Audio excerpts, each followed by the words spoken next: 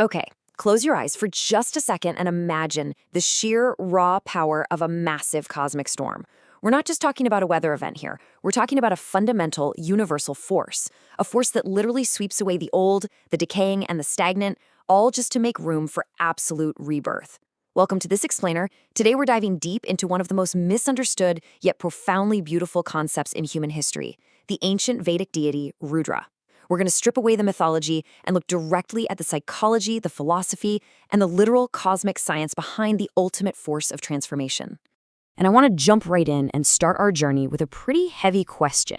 What if your greatest suffering was actually your greatest blessing? I know, that sounds totally contradictory, and honestly, maybe even a little insensitive at first glance. But really think about it.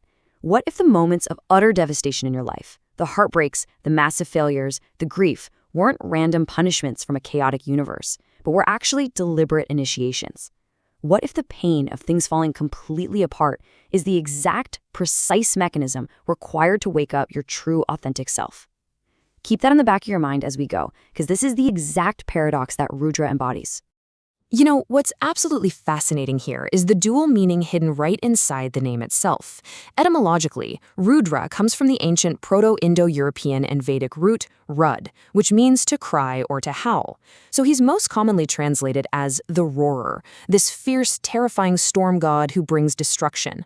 But if you look at the deeper esoteric traditions, Rudra translates to the one who eradicates problems from their roots, or the one who drives away grief.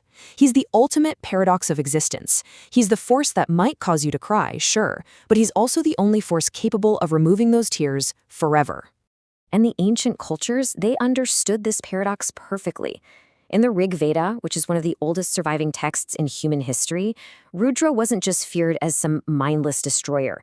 No, he was deeply revered as a divine Vaidya, a master healer. The texts actually describe him as possessing watery medicines, which meant the very waters of life, or even the ability to turn water itself into a healing elixir just through his name. He was invoked as the healer amongst healers. So this terrifying, howling force of nature is, in reality, the ultimate cosmic doctor. The ancient sages were absolutely terrified of his lightning and his bow, for sure, but they still desperately prayed to him. They said, "Give us the best medicines and cure our bodies. Also, please take away the sins performed by our bodies." They hit the nail on the head.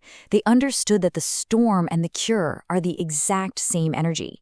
You literally cannot have the healing without the terrifying power that burns away the sickness, whether that sickness is a physical illness or the metaphysical sins and heavy karmas we all carry around of us. When you look at the ancient depictions of this power, what you see is a warrior. Notice the matted hair, the firm limbs, the fierce expression, and the weapons. But this isn't just a god of chaos. This is a protector. For the Vedic Aryans, Rudra's fierce energy was seen as an absolutely essential shield. They prayed that his anger wouldn't befall them, obviously, but they also actively prayed that he would use his immense untamed strength to protect their villages, their health, and their minds from enemies, both internal and external. He is the fierce shield of the vulnerable. Section 1. The Ekadasha Rudras, 11 Cosmic Forces. So, as time went on, the concept of Rudra evolved into the deity we now know as Lord Shiva. The myth tells us that when the gods were being defeated by demons, Shiva incarnated as 11 distinct Rudras to restore the balance. But here is the crucial part. These aren't just mythological warriors with swords and shields. These are profound metaphysical principles governing human psychology and the universe itself. Kapali destroys our ego and fear of death. Pingala gives us that fiery solar vitality. Virupaksha opens our divine vision, our third eye. Vilohita acts as the inner fire that purifies our past traumas. A higher Buddhya dives deep into our subconscious shadows, and Shambhu provides ultimate inner peace. These 11 forces represent the complete toolkit required to transform a fractured, suffering human being into a fully awakened soul. And if you want proof that this is actually an ancient map of human psychology, well, the math adds up perfectly. 10 senses plus 1 mind equals 11. In Hindu philosophy, we have 5 organs of action and 5 sensory organs of perception, so that's 10, plus the mind, making 11. It's not a coincidence. The 11 Rudras directly mirror the human system. When these 11 forces are activated within you, it symbolizes the complete purification and mastery of your own body and mind. It elevates your consciousness from basic survival mode all the way into ultimate liberation. Section 2. The psychology of ego destruction. Now, when Western minds hear the word destruction, we almost immediately think of explosions, chaos, the whole shebang. But in this context? Actually, scratch that. It's not chaos at all. It is highly, highly surgical. It's the deliberate dismantling of ignorance and the ego. Look at this comparison.